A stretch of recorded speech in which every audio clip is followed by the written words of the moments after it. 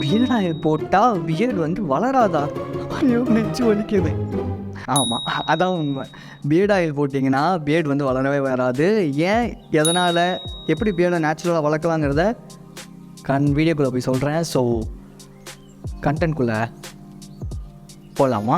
அப்புறம் இன்றைக்கி சொன்ன விஷயங்கள் எல்லாமே என் ஃப்ரெண்டு டாக்டராக இருக்காப்புல நான் அவுட்டாக கன்சல்ட் பண்ணி தான் இவ்வளோ விஷயமும் நான் வந்து சொல்லியிருக்கேன்.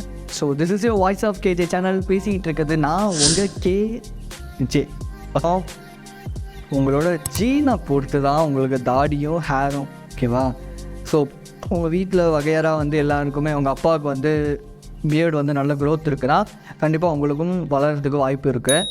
ரொட்டீன், ஸோ நீங்கள் வந்து என்ன சாப்பிட்றீங்க, எப்போ தூங்குறீங்க, எப்போ எந்திரிக்கிறீங்க, இதெல்லாம் பொறுத்தும் பியர்டு வந்து வளர்கிறதும் வளராததும் அந்த விஷயத்தில் இருக்குது. ஏஜ், ஒரு சில ஏஜில் தான் வளரும். இப்போ எனக்கு வந்து பார்த்திங்கன்னா காலேஜ் டைம்லேயும் ஸ்கூல் டைம்லேயும் எனக்கு வந்து தாடி வளரவே இல்லை. லைக் இங்கே மட்டும் இருக்கும். ஸ்கூலில் சாருங்கெல்லாம் பிடிச்சி இழுத்து வந்து அசிங்கப்படுத்துவாங்க, வாட்டு தாடின்னு சொல்லி ஒரே ஃபன்னாக இருக்கும்.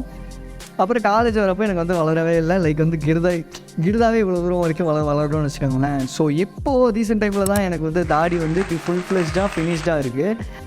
அதனால் ஒரு ஏஜ், சர்டன் ஏஜ் வர வரைக்கும் கூட தாடி சில பேருக்கு வந்து வராமல் இருக்கும். அப்போ நேச்சுரலாக எப்படி வந்து பியர்டு வந்து க்ரோ பண்ணலாம்? அதுக்கு முன்னாடியே ஒரு 2-3 விஷயங்கள் இருக்குது தெரியுமா? எப்போ பாரு சொல்லுவானுங்க, பியர்டு ஆயில் போட்டினா பியர்டு வந்து பயங்கரமாக வந்து வளரும் அப்படின்வாங்க. தென் வந்து ஷேவ் பண்ணிகிட்டே வளர சூப்பராக அப்படியே அடர்த்தியாக வரும் அப்படின்வாங்க. ஸ்கின்னு பயங்கரமாக டேமேஜ் ஆகிடும் வளர ஷேவ் பண்ணிட்டே இருந்தீங்கன்னா. இதை நான் பண்ணியிருக்கேன், பயங்கரமாக அடி வாங்கிடுச்சு. அப்படியே முள்ளாக வளர ஆரம்பிச்சிது தாடி. அதுக்கப்புறம் நான் பட்ட பாடு எனக்கு தான் தெரியும். ஸோ அதனால் ஷேவ் வந்து வளர ஷேவ் பண்ணவே பண்ணாதீங்க. பியர்ட் ஆயில் போட்டால் தாடி ஏன் வளராது அப்படின்னா, ஸ்கின்னை வந்து அது ஸ்மூத்தன் பண்ணிவிடும், நரிஷ் பண்ணிவிடும். தென் வந்து ஒரு மாய்ஸ்சரைஸாக வச்சுக்குமே தவிர உங்களுக்கு வந்து தாடி இல்லாத இடத்துல தாடி வளரும் பியர்ட் ஆயில் போட்டால் அப்படிங்கிறது ஒரு பொய். தாடி வளர இன்னொரு சொல்லுவானுங்க, லைக் வந்து இந்த ஆவி பிடிக்கணும், சுடுதண்ணியில் ஆவி பிடிச்சிட்டு மூஞ்சிலாம் நல்லா தொடச்சிட்டு திரும்பி என்னது சீப்பை போட்டு வந்து சீவுனா தாடி வந்து அப்படியே அடர்த்தியாக வரும் அப்படின்வாங்க. சத்தியமாக அதெல்லாம் உண்மை கிடையவே கிடையாது. ஏன் சுடுதண்ணியில் வந்துட்டு ஆக்சுவலி வந்து மூஞ்சை வந்து இது பண்ணணும், ஐ மீன் என்ன கட்டுவாங்க பேர் ஆவி பிடிக்கிறதா? அந்த ஆவி பிடிக்கிறது இல்லை,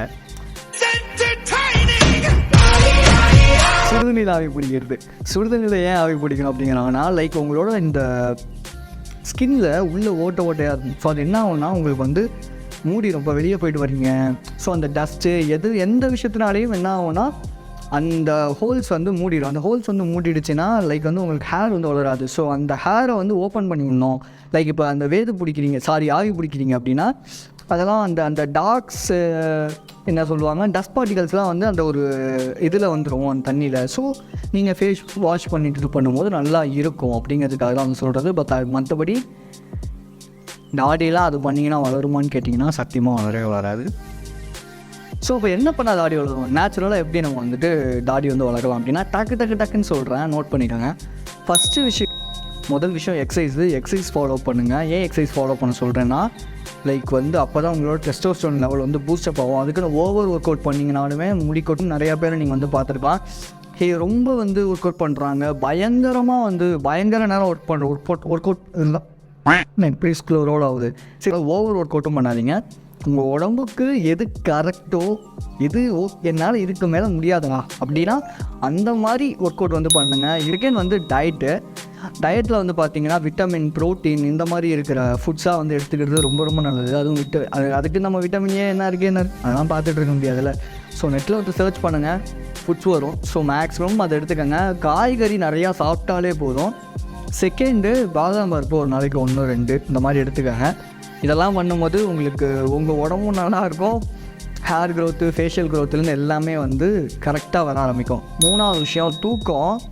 இன்றைக்கி நமக்கு யாருக்கிட்டேயுமே சரியான தூக்கங்கிறது கிடையாது, இன்க்ளூடிங் மீ.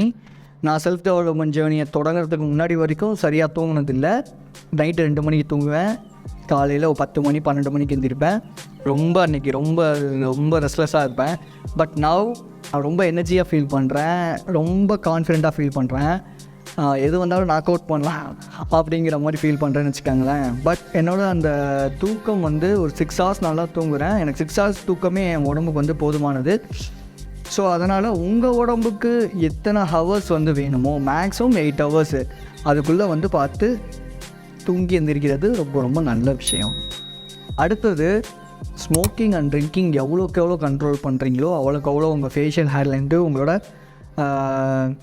இந்த ஹேர் வரைக்கும், அது எப்படி சொல்கிறது எனக்கு தெரியலப்பா, சரி ஓகே, இந்த ஹேர் வரைக்கும் நல்லா வந்து வளரும். ஓகேவா? அதனால் ஸ்மோக்கிங்கையும் ட்ரிங்கிங்கையும் குவிட் பண்ணுங்க. நிறையா பேருக்கு இருக்குது, எனக்குமே இருக்குது. பட் எனக்கு வந்து ட்ரிங்கிங் ஹேபிட் கிடையாது. பட் ஸ்மோக்கிங் ஹேபிட் வந்து எனக்கு வந்து இருக்குது. அது என் ஹேபிட்டை எப்படி குவிட் பண்ணலாங்கிறத நெக்ஸ்ட் வீடியோவில் வந்து சொல்கிறேன்.